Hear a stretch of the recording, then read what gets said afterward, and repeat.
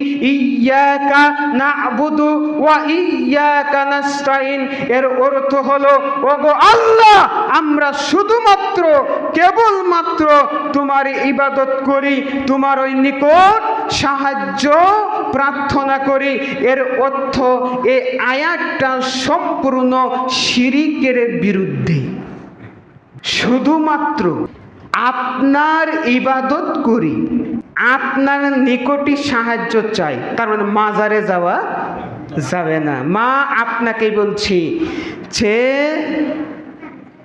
আপনি মাজারে যাচ্ছেন আর সন্তানের আশায়, অথচ যে পীরের নিকট চাচ্ছেন ওই পীরই কত হসপিটালে ঘুরেছে, সন্তান হয় না।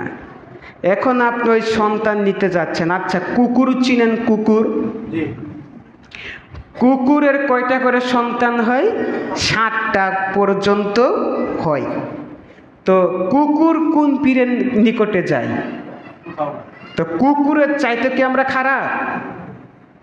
আমরা উৎকৃষ্ট জাতি, আমরা মানুষ। তাহলে ইব্রাহিম আলাইহিস সালাতু ওয়াস সালামের স্ত্রী কার নিকট চেয়েছিল?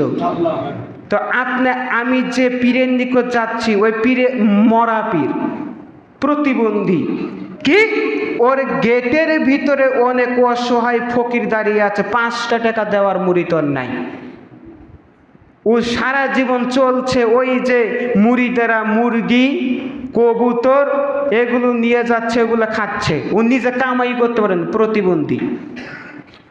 তাহলে এগুলো করা যাবে, শিরিক করা যাবে।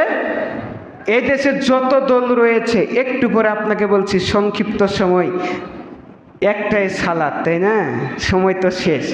তো আল্লাহ রাব্বুল আলামিন বলছেন যে ইহদিনাস সিরাতাল মুস্তাকিম, আমাদেরকে, আমরা বলছি আল্লাহর নিকট সরল পথ দেখান। কি পথ? সরল পথ।